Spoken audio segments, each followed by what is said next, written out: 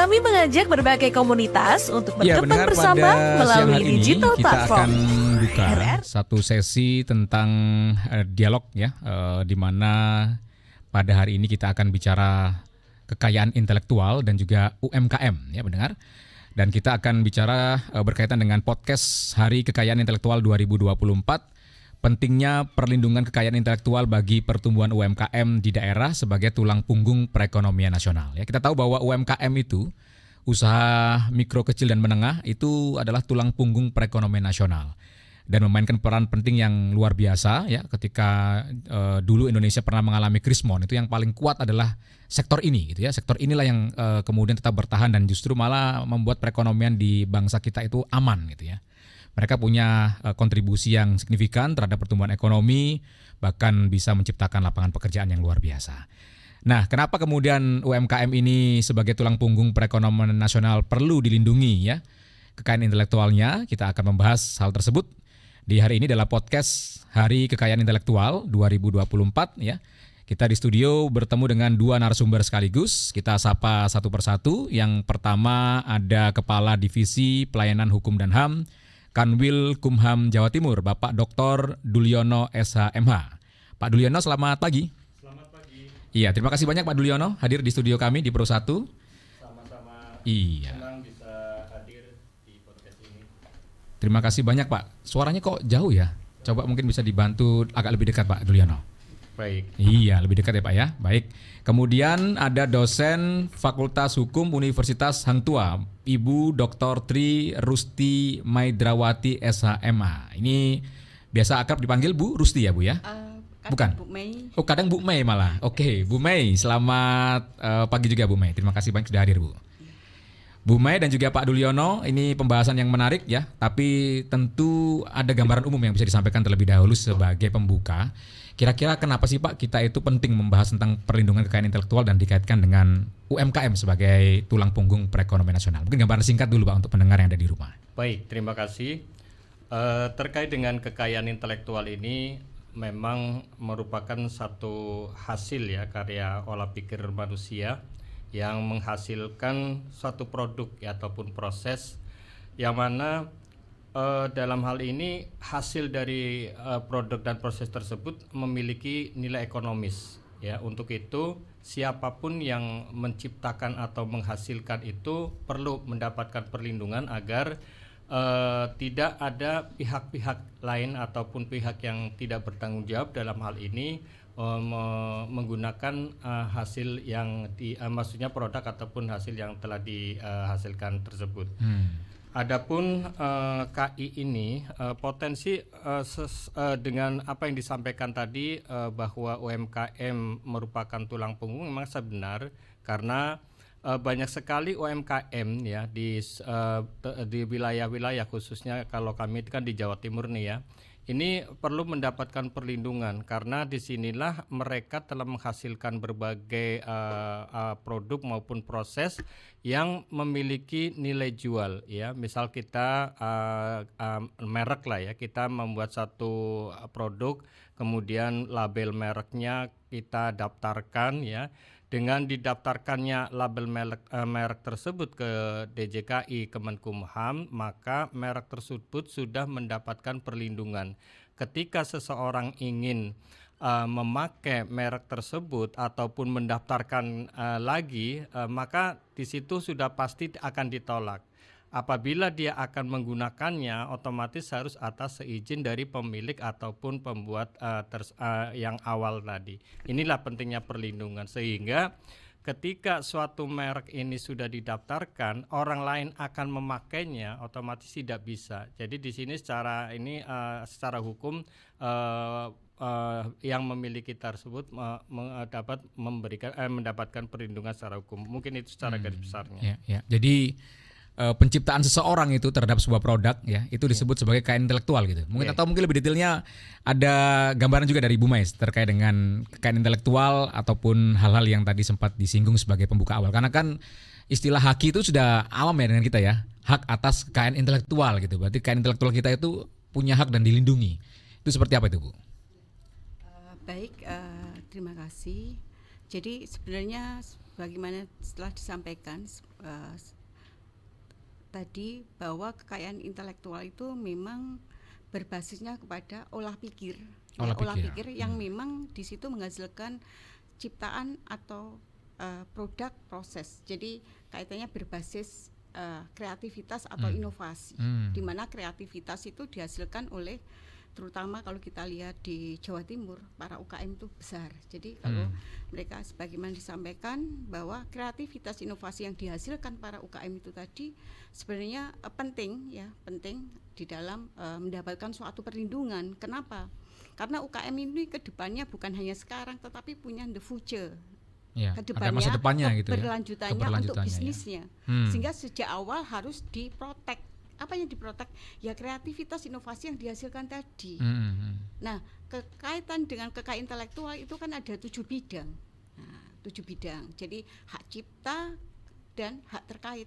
Hak cipta misalnya kita lihat itu adalah seni ya, itu objeknya adalah seni, sastra, ilmu, pengetahuan begitu. Sementara hak-hak yang industrial adalah paten, desain industri, rahasia dagang dan selainnya itu. Nah, itu yang perlu diproteksi selain dengan adanya hak-hak komunal yang memang kenapa perlu diproteksi, karena di situ ada nilai potensial yaitu ekonomi. Sehingga bagaimana melindungi ekonomi itu tadi dari yang sebagaimana disampaikan ya. Sebelumnya adalah untuk menghindari hal-hal yang tidak ya pada akhirnya merugikan daripada pemilik kreativitas inovasi tadi. Iya, begitu. Jadi kalau saya membuat sebuah produk gitu katakanlah kan, kalau UMKM kan salah satunya kan terkait dengan makanan misalnya gitu ya.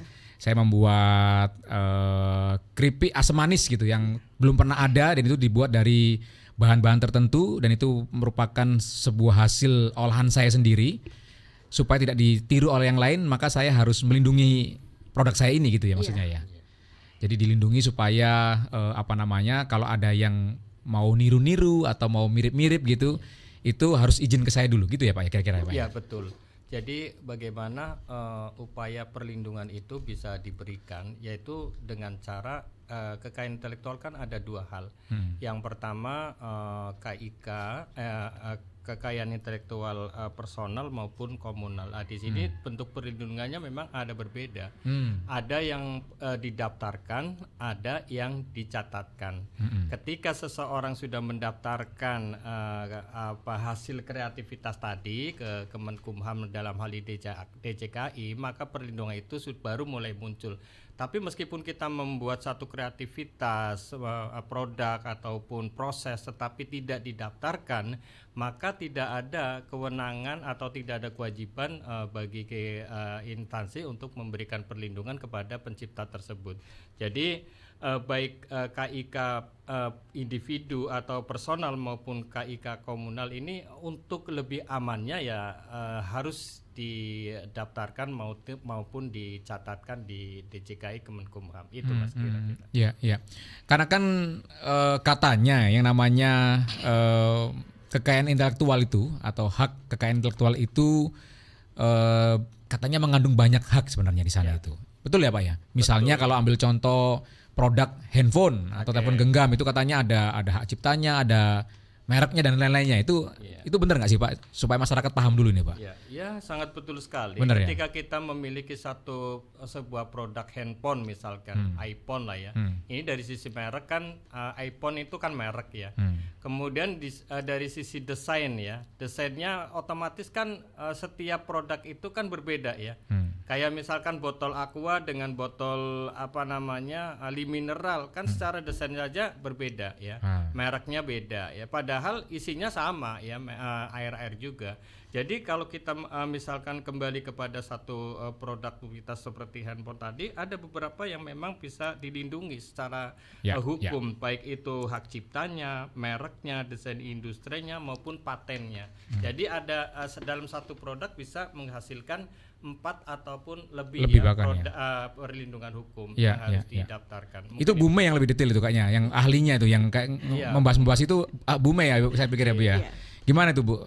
Kenapa kemudian kita juga harus memahami ini supaya masyarakat paham itu kan ada banyak hal itu ya. Baik, jadi dalam satu produk itu bisa dilindungi oleh beberapa. Misalnya adalah 3 saja. Misalnya adalah hak cipta. Tadi sudah disampaikan. Jadi misalnya tadi sampaikan yang ini air minum. Tuh sambil gitu dibawa-bawa itu air minum saya tuh. Ya. ini mereknya sambil RRI diminum boleh, Pak? Surabaya. Boleh ya. Nah, ini bicara mengenai merek. Merek. Oh, Kenapa? itu mereknya. Ini gitu. merek. Merek kenapa? Oh, kok tahu mereknya Bu ini RRI Syariah? Ya iya ditempelkan. Karena apa? Merek itu apa? Suatu tanda.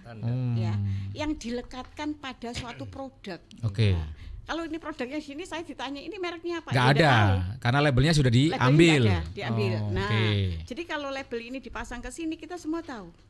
Ini adalah suatu merek ya yang dilekatkan pada suatu produk dan mempunyai pembeda dengan siapa? Dengan produk yang sejenis. Oke. Nah, itu sejenis apanya? Nah, itu tadi perbedaannya. Kontennya, warna Kontennya produknya di sini. gitu. Air mineral itu kan? Bukan, kalau air mineralnya nanti bicara mengenai rahasia dagang karena kandungannya. Oh, kandungannya. Iya.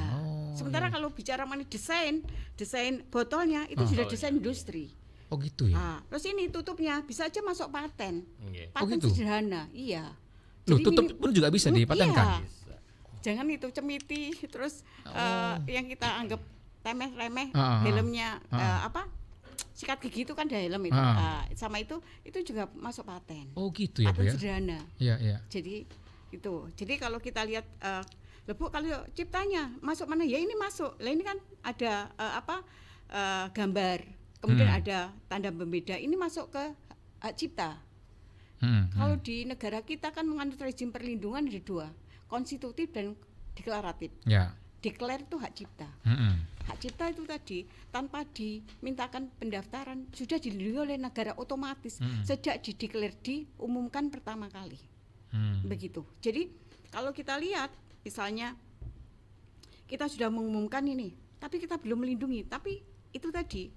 Nah, makanya di Kemenkumham atau mungkin dibantu oleh Kanwil itu munculnya adalah nanti kalau hak cipta itu surat pencatatan ciptaan. Surat pencatatan ciptaan.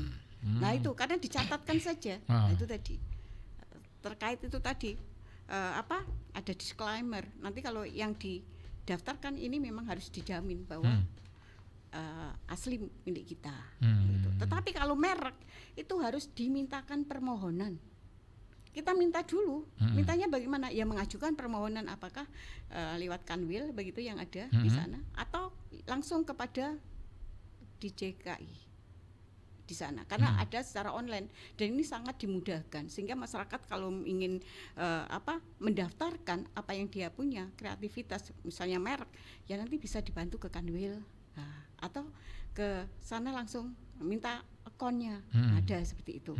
Nah berkaitan itu tadi, jadi sebagaimana tadi disampaikan oleh Pak Duliono tadi, memang benar sekali bahwa satu produk bisa dilindungi minimal tiga kekayaan intelektual, hak itu kan. Kalau bicara hak itu kan sesuatu yang kita terima, sesuatu yang kita terima atau sesuatu setelah kita menjalankan suatu kewajiban. Misalnya seorang pekerja akan mendapatkan haknya ketika sudah melaksanakan kewajibannya. Terlebih dahulu kan begitu. Oh, maksudnya kalau kita sudah mendaftarkan, kita punya hak gitu. Ya, kalau kreativitas itu tanpa kita diminta, tanpa didahului oleh namanya kewajiban. Oh gitu ya, Bu? Lah ya, kreativitas kan atas fashion kita. Oke. Pengembangan UKM itu kan karena berdasarkan mereka karena punya ini harusnya kaitannya dengan rival, persaingan usaha. Nah, dia harus inovasi terus. Oke. Berkesinambungan. Jadi kalau kita lihat kita samakan dengan perusahaan yang bonafit, mereka akan selalu mengembangkan inovasi-inovasi sehingga yang dikeluarkan itu akan menarik minat konsumen. Kan ini pangsanya konsumen.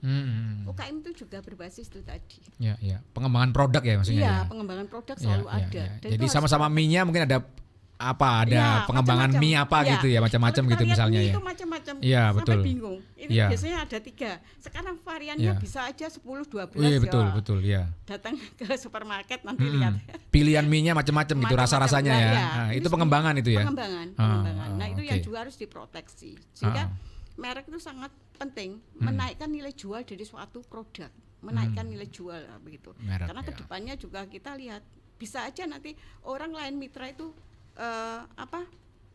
tertarik membuat suatu kolaborasi atau melakukan suatu perjanjian lisensi terkait produk itu tadi, bisa jadi merupakan pengembangan, sehingga dari awal kita harus memproteksi apa yang kita hasilkan hari ini, begitu.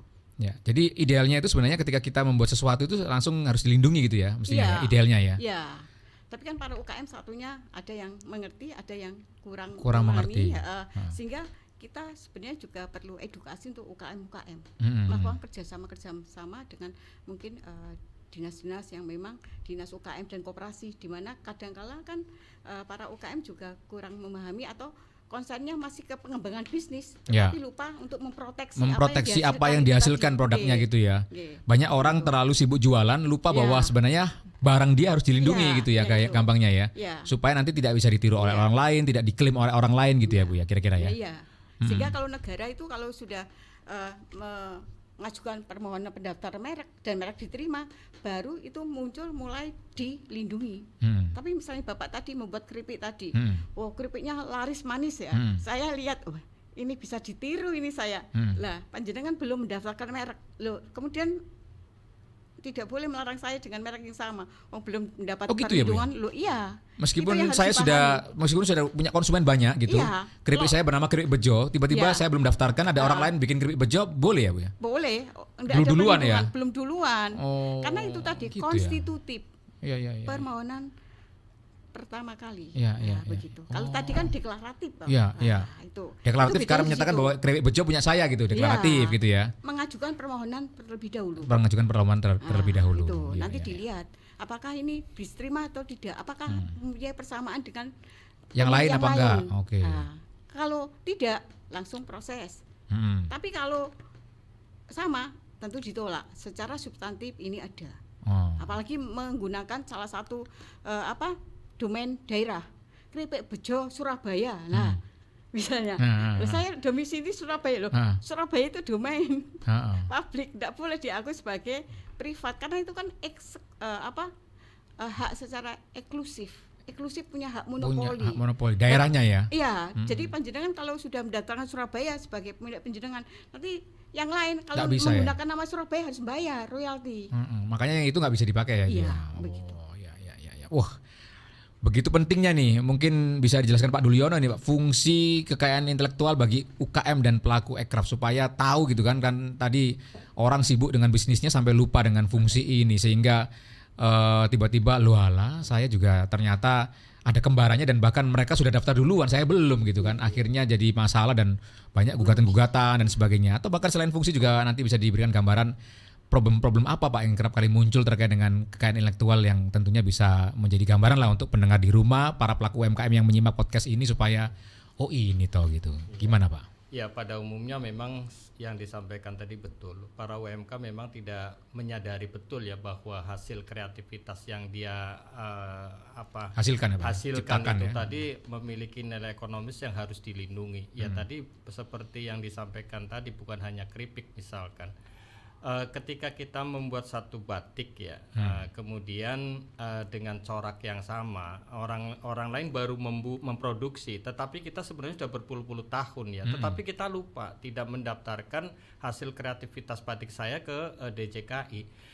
Tiba-tiba yang baru membuat tadi, menciptakan batik tadi dengan gaya yang sama, maksudnya yang model yang sama, langsung mendaftarkan, ya kan? Otomatis pengakuan perlindungannya itu justru jatuh kepada yang baru memproduksi tadi. Lah, ketika mereka kemudian mendeklarasikan, kemudian secara ekonomis menjual ya dengan label yang sudah didaftarkan tadi, tiba-tiba dia ini kan batik ciptaan saya ya kan. Ya otomatis yang awalnya lebih pertama memproduksi ini kan kemudian komplain ya kan, komplain ataupun mendaftar ke sana tidak mungkin diterima karena sudah terlebih dahulu, karena pendaftaran tadi memang apa yang disampaikan tadi benar bahwa ketika perlindungan itu timbul pada saat pendaftaran itu didaftarkan. Jadi ketika walaupun kita sudah berpuluh-puluh tahun ya, kita kan pernah ada budaya ya kita yang misalkan reok kita ya. Kan kita maksudnya sudah bukan rahasia lagi bahwa reok kita kan pernah juga ya menjadi problem yang Malaysia yang ngaku ya Pak ya, ngaku-ngaku. Karena memang kita membiarkan tidak mendaftarkan budaya itu sebagai KIK kita atau dicatatkan, dan negara lain itu mencatatkan, artinya yang diakuin itu layani. Jadi disinilah fungsi perlindungan. Jadi UMKM ini modalnya adalah kreativitas ya. Jadi kreativitas itu harus benar-benar dilindungi. Beda kalau misalkan kita memiliki modal besar ya, usaha besar ya, itu kan modal ya. Tapi kalau UMK modalnya ada kreativitas. Untuk itu kreativitas inilah yang harus dilindungi. Nah, adapun sebenarnya kalau misalkan bagaimana kita mendaftarkan hasil kreativitas dari UMK, sebenarnya sekarang ini sudah ada kemudahan-kemudahan ya. Dinas-dinas ini kan sudah memberikan istilahnya bantuan-bantuan untuk biaya pendaftaran ya. Jadi ketika seseorang mau mendaftarkan merek secara personal misalkan, itu kita dikenakan misalkan biaya PNBP sampai 1,8 ya, 1.800.000 ya. Tetapi ketika UMK ini berada di bawah bimbingan dinas, maka sudah ada bantuan dari dinas ya, sehingga pendaftaran itu yang harusnya dikenakan PNBP sebesar 1,8 hanya 500. Bayangkan 500.000 kita keluar untuk jangka waktu perlindungan berapa tahun untuk merek 10 kan? 10 tahun ya. Iya, itu kan sebenarnya kalau dihitung sehari paling 0 sekian rupiah ya, 0,0 sekian rupiah. Tetapi ketika merek itu kita sudah booming ya, contoh kita banyaklah merek-merek ataupun KIK maupun K personal itu tadi, seperti kita ingat misalkan indikasi geografis ya, ketika ada sebuah IG misalkan kakao nih, ada kakao bro, di sini juga ada banyak produk IG ya. Kakao bro ketika belum didaftarkan sebagai indikasi geografi di Kementerian Hukum dan HAM DJKI, itu secara ekonomis nilainya tidak begitu tinggi ya. Tetapi dengan didaftarkannya di DJKI, maka pangsa pasarnya juga bukan hanya di dalam negeri, ke luar negeri. Jadi inilah fungsi nilai ekonomis adalah selain perlindungan tadi, ternyata pendaftaran ya. Orang kan kalau mau ini terdaftar enggak secara SNI dan sebagainya, ya kan? Produk ini terdaftar enggak SNI-nya lah apa? Kalau tidak kan kita ragu juga membeli. Di sinilah pentingnya Mas untuk perlindungan kekayaan intelektual. Karena konsumen sekarang makin kritis ya, makin detail juga melihat ya. Kalau ada produk itu dicek semuanya itu. Ya BPOM-nya, ininya, itunya, banyak yang tertera di situ, semua dicek satu persatu gitu. Itu kritisnya konsumen zaman sekarang. Cuman tadi ketika Pak Dulyono menyampaikan, maksudnya itu gimana Pak? Yang dinas tadi Pak. Jadi 1,8 ke 500 itu gimana maksudnya Pak? Jadi UMKM ini, dinas-dinas ini kan biasa melakukan pembinaan terhadap UMKM ya. Ketika UMKM itu masuk ke dalam pembinaan UMKM, maka dia cukup meminta rekomendasi dari dinas untuk mendaftarkan hasil kreativitasnya kepada Kemenkumham. Kalau ada surat rekomendasi dari dinas, maka PNBP yang dikenakan yang seharusnya 1.800.000 hanya 500. Berarti UMKM ini harus bikin kelompok dan terkait dengan dinas ya Pak ya? Dengan dinas. Dan ini kemudahan-kemudahan yang sebenarnya diberikan oleh Kemenkumham ya, mungkin dalam rangka untuk memajukan dan memberikan kemudahan juga ya Bu kepada dinas, agar karena bagaimanapun juga yang seperti tadi Bu sampaikan bahwa UMKM ini kan sebagai tulang punggung tadi ya kan, yang tidak berdampak dengan krisis moneter atau bukan COVID-19 ya, yang dulu resto-resto pada tutup, ternyata UMK bisa jalan dengan online ya kan, itu kan sangat menguntungkan sekali gitu. Oke. Itu kan bicara tentang kekayaan intelektual ya gitu ya, dan kemudian harus kita kemudian memiliki aware itu ya, kepedulian terhadap kekayaan intelektual kita supaya itu terlindungi sehingga tidak kemudian terancam dengan yang lain gitu ya. Pasti ada ancaman-ancaman pelanggaran kekayaan intelektual itu penting untuk disampaikan karena kita tahu bahwa tadi bisnisnya sama, kita yang telat gitu ya. Jangankan orang, negara aja gitu ya Pak ya. Kita telat mendaftarkan itu malah diklaim negara lain gitu. Apalagi orang gitu kan, negara aja bisa kena kan gitu. Nah, seperti apa sih sebenarnya ancaman pelanggaran kekayaan intelektual yang muncul di era-era saat ini seperti apa gitu. Mungkin gambarannya Bu Mei bisa menyampaikan karena ini penting juga untuk diketahui karena ada yang begini Bu, kalau UMKM itu, wah saya untung aja belum gitu kan, ngapain saya ribet-ribet untuk ngurus-ngurusin yang gini, saya ini cuan aja belum ini, untung aja belum gitu, nanti saya daftarkan ya kalau saya jadi perusahaan atau jadi UMKM yang besar yang kemudian bisa membawa rezeki untuk banyak orang, kalau cuma gini-gini aja kan ngapain saya daftarkan gitu, nggak tahu bahwa sebenarnya nanti masa depannya justru malah sebenarnya untung dari situ. Itu seperti apa Bu gambarannya Bu? Mungkin Bu Mei bisa memberikan contoh-contoh atau mungkin fakta-fakta yang kerap kali Ibu baca gitu. Iya, baik ya. Jadi sebagaimana tadi disampaikan oleh Bapak Duryono tadi memang benar bahwa kita harus aware ya, peduli. Termasuk juga adanya perhatian dari para dinas. Memang kalau untuk para UKM itu kalau memang dia belum tahu begitu ya, kemudian ingin mendaftarkan ada kemudahan dengan mendapatkan rekomendasi. Jadi yang seharusnya membayar untuk 1.800.000 cukup 500 saja. Nah itu dibantu biasanya. Ini biasanya kalau tidak akan muncul pelanggaran-pelanggaran itu tadi. Nah pelanggaran-pelanggaran itu sebenarnya banyak terjadi di sekitar kita juga begitu. Kenapa seperti itu? Karena di situ ada nilai potensi ekonomi.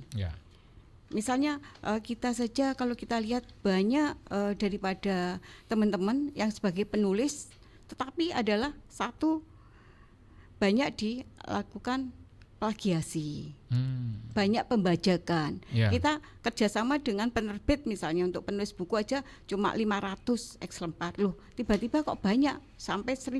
Nah, ternyata itu tadi banyak teman-teman yang menulis nggak merasa menjual tapi di beberapa media sosial itu terjual. Bagaimana mendeteksinya? Nah itu karena di situ ada potensi, harganya juga bervarian. Nah ini bagaimana mendetek? Ini sebenarnya juga teman-teman Kumham juga harus membantu. Akhirnya apa? Nanti ada kecenderungan ketidakpercayaan. Kenapa?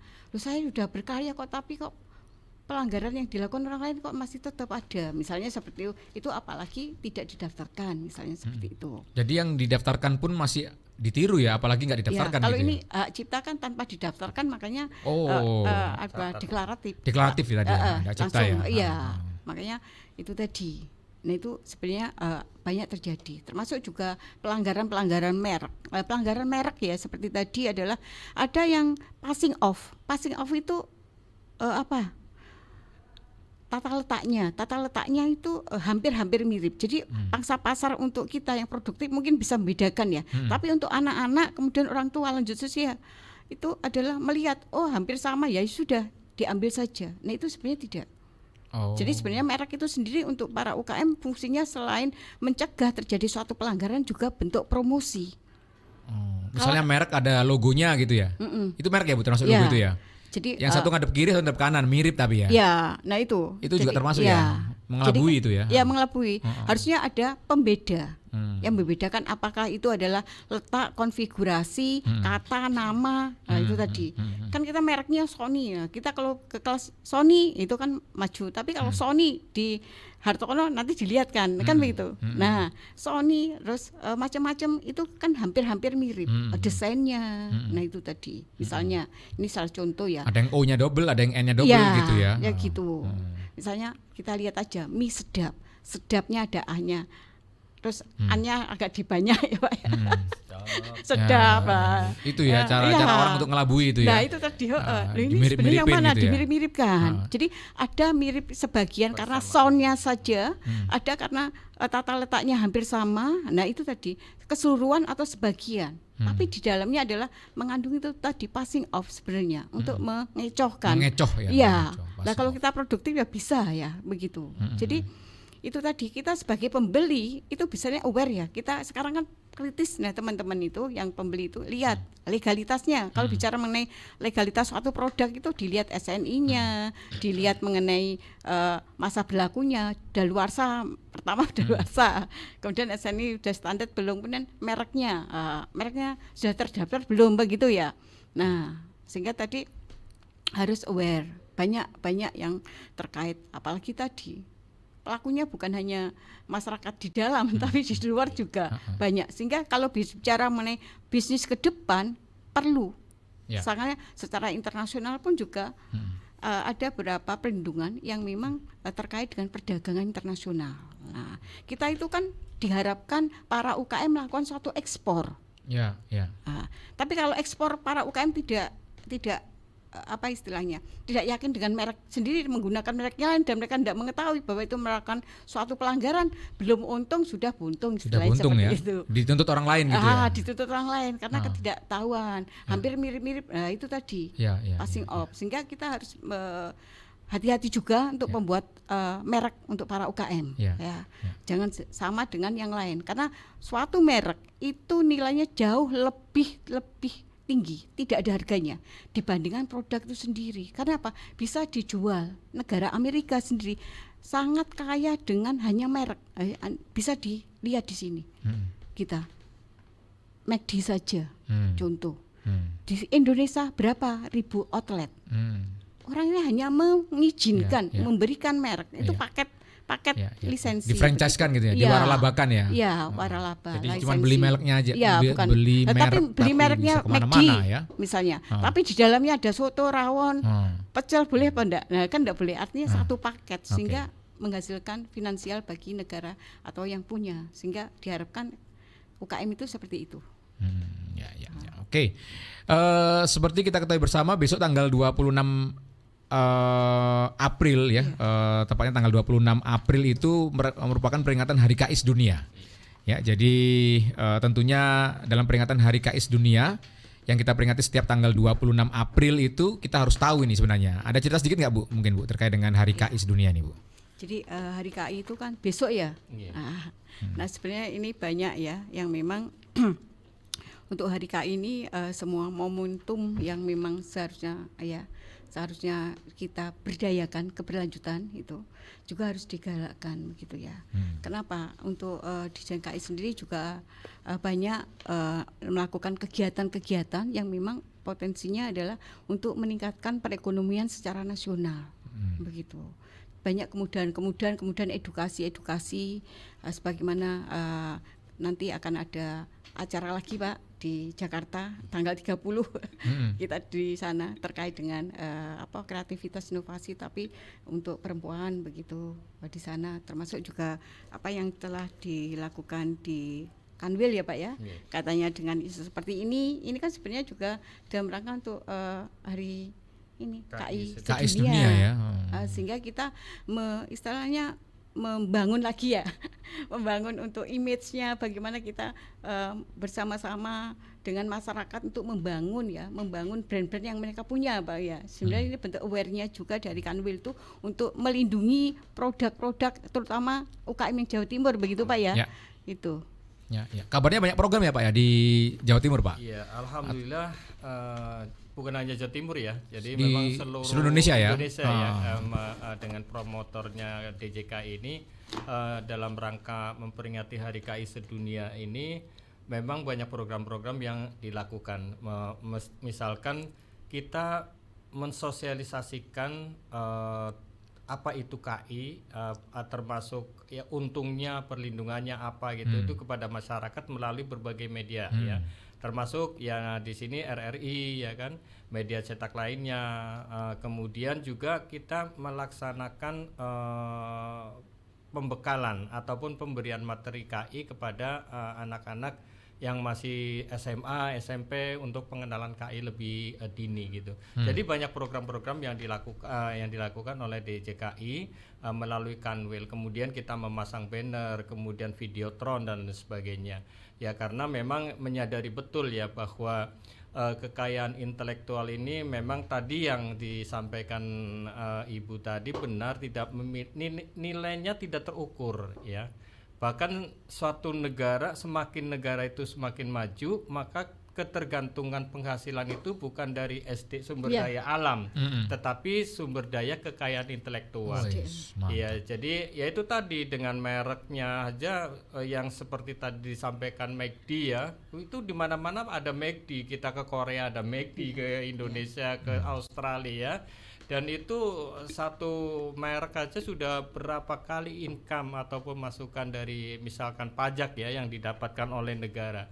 Jadi semakin maju suatu negara, maka semakin besar potensi mendapatkan divisa itu dari kekayaan intelektual. Karena menyadari betul ya, kalau misalkan kita masih bersyukur ya, karena negaranya dengan luas berbagai macam kekayaan alam yang bisa kita dapatkan. Tetapi ketika ada suatu negara yang kecil, tetapi dia tidak mempunyai kekayaan alam yang melimpah, tetapi dia secara ekonomi lebih maju, itu dasarnya ya dari kekayaan intelektual yang diolah ya Pak ya. Iya itu tadi, baik dari merek, paten dan sebagainya ya, yang tidak bisa orang sembarangan memakainya ataupun menjiplak ya dalam pengertian. Jadi itulah, kalau kita mau memakai ya harus atas izin. Nah, izin itu kan ada lisensi, ada bayar royalti. Iya, bayar royalti ya. Dibayarkan seperti itu. Ya, merek, desain ya. Kemudian paten itu, itu tidak boleh diganggu gugat itu kalau sudah didaftarkan. Orang nggak boleh senggol-senggol ya Bu ya. Tidak boleh. Karena itu merupakan kekayaan intelektual dan bahkan bisa menjadi sumber ekonomi bahkan negara gitu ya. Cuma kadang gini Mas, ketika kita ada satu pelanggaran kekayaan intelektual ini, pada umumnya kita hanya mengeluh ya, karena konsep di KI ini adalah delik aduan. Jadi ketika kita misalkan mereknya ditiru, kalau kita nggak ngadu ya nggak ditindak ya Pak ya? Nggak ditindak karena delik aduan ya kan, bukan delik umum kan?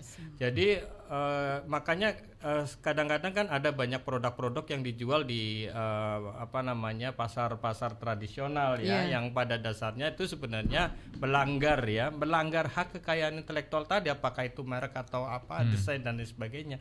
Tetapi pemiliknya kalau tidak bertindak, nggak diam ya, makanya tidak ini. Makanya disinilah pentingnya bagaimana kita memberikan informasi kepada masyarakat apabila sudah mendaftarkan, mencatatkan hasil kreasinya ini.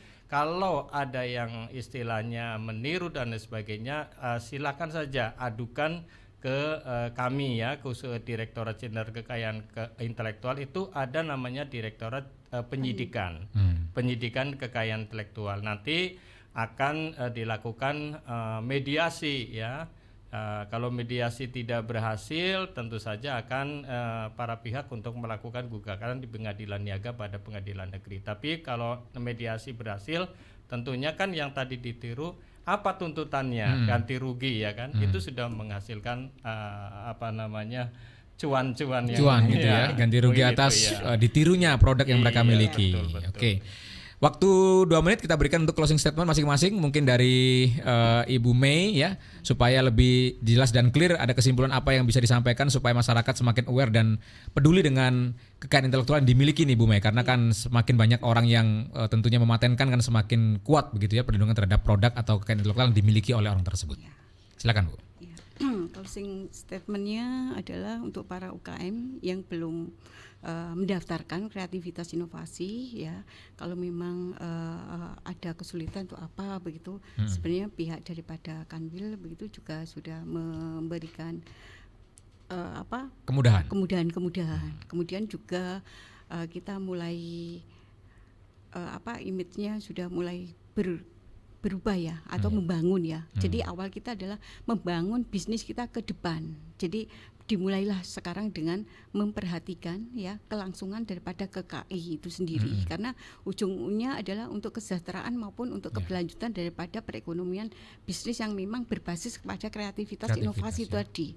Sehingga kreativitas inovasi itu alangkah baiknya sedini mungkin itu dilindungi di Kemenkumham itu tadi ya. Dan diperhatikan untuk konstitutif dan deklaratif itu tadi ya.